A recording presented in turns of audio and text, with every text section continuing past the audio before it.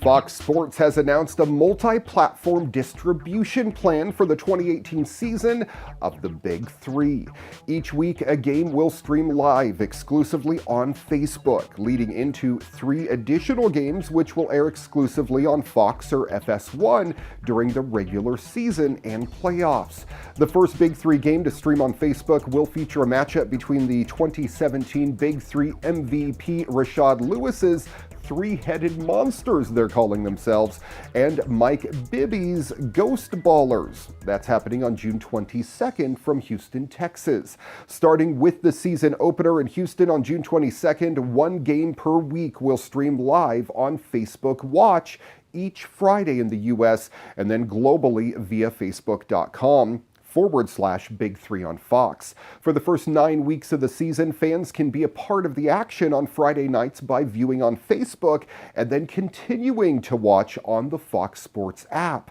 In addition to getting exclusive live access to 9 games this summer, fans on Facebook will be treated to highlight packages and game recaps for all 37 games. That includes the championship in Brooklyn on August 24th.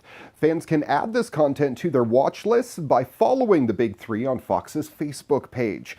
The Big 3's 10-week season opens in Houston on June 22nd and makes its way to Chicago, Oakland, Detroit, Miami, Toronto, Boston, Atlanta, Dallas, and then to Brooklyn.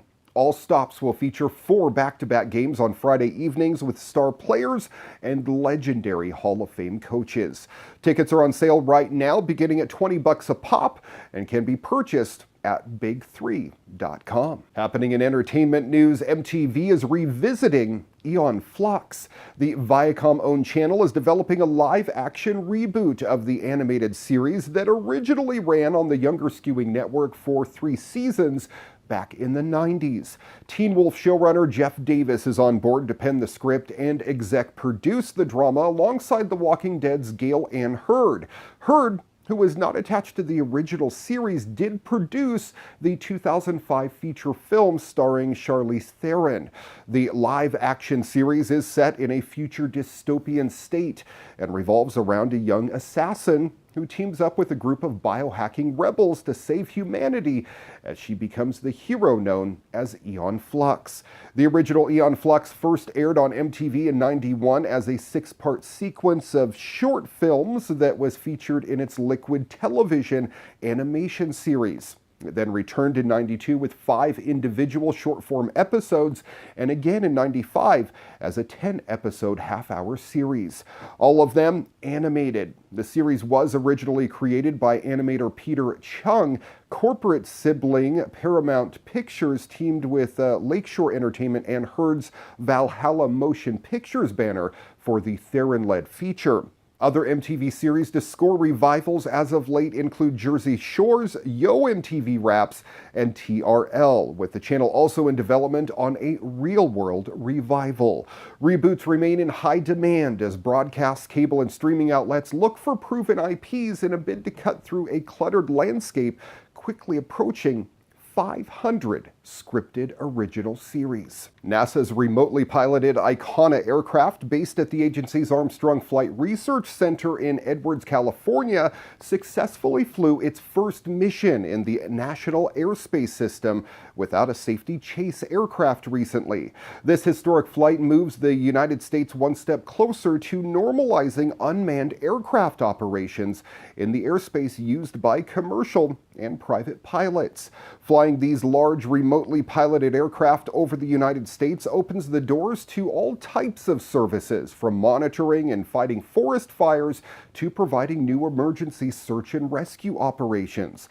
The technology in this aircraft could at some point be scaled down for use in other general aviation aircraft as well. Flights of large craft like Icona have traditionally required a safety chase aircraft to follow as it travels through the same airspace used by commercial aircraft. The FAA granted NASA special permissions to conduct this flight under the authority of a certificate of waiver. The certificate permitted Icona's pilot to rely on the latest detect and avoid technology, enabling the remote pilot on the ground to see and avoid other aircraft during the flight. It took off and entered controlled airspace almost immediately, Icona flew into the Class A airspace where commercial airliners fly just west of Edwards at an altitude of about 20,000 feet. The aircraft then turned north towards Fresno, requiring air traffic control to be transferred from the LA center to Oakland. On the return trip, the pilot headed south, requiring communication control to be transferred again back to Los Angeles. The flight was the first remotely piloted aircraft to use airborne detect and avoid technology, with all test objectives successfully accomplished. For more information on NASA's unmanned aircraft systems, you can visit go.nasa.gov. This is kind of scary. With all the other security concerns in the world, the Chinese government is readying a program that will make it possible to track citizens' cars using RFID chips. The program, which will be voluntary at first but mandatory for new vehicles starting in 2019, starts rolling out on July 1st. The program is being put in place by China's Ministry of Public Security and the ministry's Traffic Management Research Institute. By installing RFID chips on the windshields of new cars and reading devices on the side of China's roads, government officials reportedly hope to be able to study and improve congestion, therefore helping to reduce pollution, a major priority for China's president.